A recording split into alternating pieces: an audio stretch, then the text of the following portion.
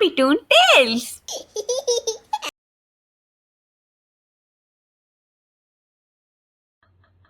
सिद्धि की शादी के बाद वो ससुराल चली जाती है। पीछे रह जाती है भाभी रानी। सिद्धि के ससुराल जाते ही भाभी कहती है, अरे वाह जी वाह, सारे कपड़े मेरे। हाय रे पैंट, अरे वाह वाह, मजा आ जाएगा। अरे ये सिद्धि की अलमारी के सामने खड़े होकर क्या बड़बड़ा रही है? जाकर देख मेहमानों को विदाई की मिठाई मिली कि नहीं। अब हाँ माँ जी, क्यों नहीं, लेकिन पहले कपड़े तो बदल लूं। अब रानी आ जाती है सिद्धि के उन कपड़ों में जो वो ससुराल जाने से पहले घर छोड़ जाती है। अरे रानी, कुछ दिन रुक जाती। अरे ये तो सिद्धि बिटिया को मैंने ही दिया था, बड़ा ही फबता था उस पर, तुझ पर तो कुछ खास नहीं लग रहा। अब वो ना मेरे सारे कपड़े गीले थे तो सोचा पहन लूं। वैसे भी सिद्धि को कौन सा दिन पुराने आउटडेटेड कपड़ों को पहनना है। वैसे भी ये सूट तो मैंने तभी पहना था, वैसे खास है भी नहीं ये। हाँ ठीक है, लेकिन ना मेरी सिद्धि पर तो जमता था। सारे मेहमान चले जाते हैं और सिद्धि ससुराल से मायके पहली बार आती है। अपना घर, अपना कमरा, अपनी अलमारी। ये बोलकर जैसे ही सिद्धि अलमारी खोलती है तो सामने उसके कपड़ों की जगह कुछ और ही रखा होता है। माँ, जरा कमरे में तो आना। सास और रानी वहां पहुंच जाते हैं।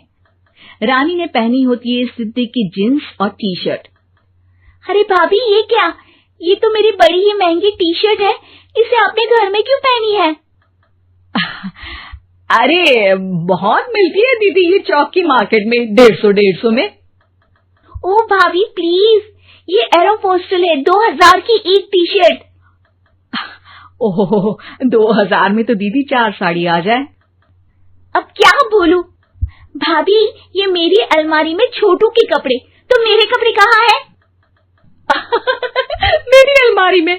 अब दीदी आपको कौन से पुराने कपड़े पहनने थे? माना भाभी, लेकिन मैं जब घर आती तो यही सब पहनती ना। अरे तुम तो बड़ी कंजूस हो दीदी। खैर, वक्त आता है जब सिद्धि ससुराल के लिए रवाना हो रही होती है। अरे रानी, अंदर से सिद्धि का गिफ्ट ले आ, लड़की पहली बार ससुराल से मायके आई है। रानी अंदर जाती है और एक सिंपल सी साड़ी लेकर बाहर आ जाती है। ये लीजिए माँ जी। सास बेटी को गिफ्ट देकर ससुराल भेजती है। अगले दिन रानी एक सुंदर सी साड़ी पहनकर सामने आती है। अरे रानी, ये तो वो साड़ी है जो मैंने सिद्धि को देने के लिए दी थी जब वो ससुराल ले जाती, लेकिन ये तूने कैसे पहन ली? अरे माँ जी, ये साड़ी तो मुझे बहुत पहले से ही पसंद थी, लेकिन चिंता ना करिए, मैंने सिद्धि के लिए भी अच्छी सी साड़ी दी है। हाँ।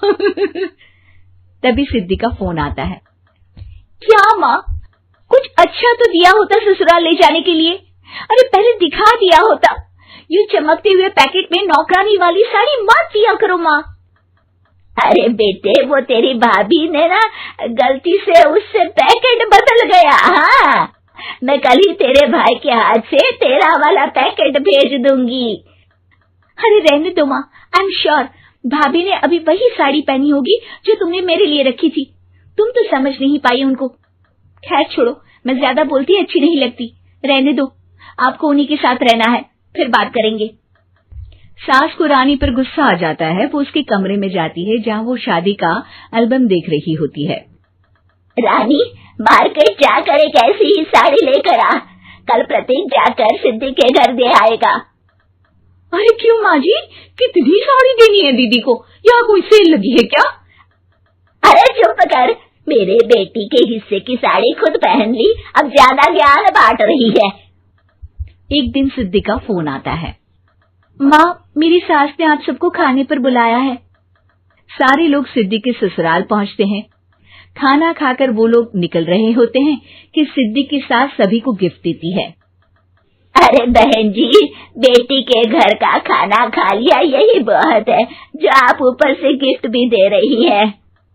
अरे बहन जी, आप भी कहाँ इन बातों पर विश्वास कर रही हैं। सास सभी को गिफ्ट देती है, लेकिन रानी को जो साड़ी देती है वो अजीब सी हरे रंग की लाल रंग की बड़ी छाप वाली होती है। अरे छी, ये कौन पहनेगा? सासू माँ को तो जरी वाली इतनी सुंदर, और मेरे लिए ये नौकरानी वाली।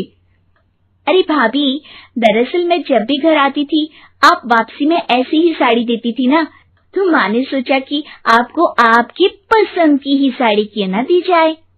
बेचारी रानी, बोलती भी तो क्या। सिद्धि और सास रानी का चेहरा देखकर हंसने लगती है, तो रानी समझ जाती है कि अपने ही बिछाए जाल में वो फंस चुकी है।